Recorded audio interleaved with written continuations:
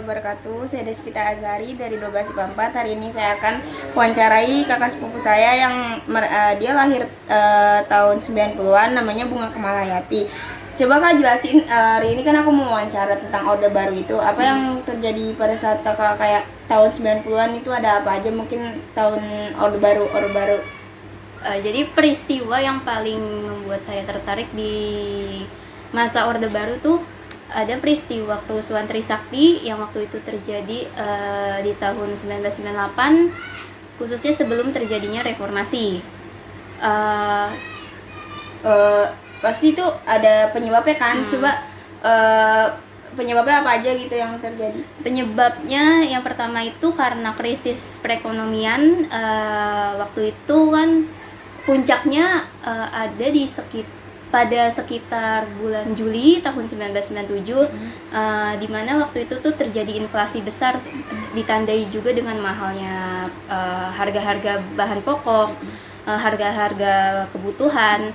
Terus juga waktu itu karena inflasi itu akhirnya terjadi rupiah melemah terhadap mata uang dolar AS. Terus penyebab lainnya itu ada praktik KKN di bidang pemerintahan, di kalangan pejabat pemerintahan yang waktu itu tuh udah dianggap telah menyimpang dari nilai-nilai Pancasila dan juga UUD 1945. Udah kayak gitu. Terus pasti kakak tahu dong kayak cerita jalannya kerusuhan 98 tuh kayak gimana? Coba ceritain dikit gitu Kak. Jadi tuh sebenarnya peristiwa itu membuat mahasiswa tuh gencar menyuarakan reformasi, karena memang pada saat itu kan Soeharto telah menjabat selama bertahun-tahun kan. Di situ tuh masyarakat termasuk mahasiswa kayak udah kehilangan kepercayaan terhadap Soeharto, yang akhirnya tuh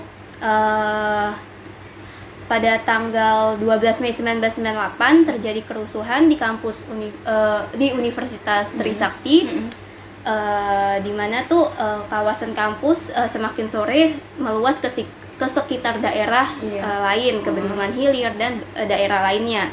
Terus waktu itu akhirnya kejadian tersebut menimbulkan korban jiwa itu sebanyak 4 orang.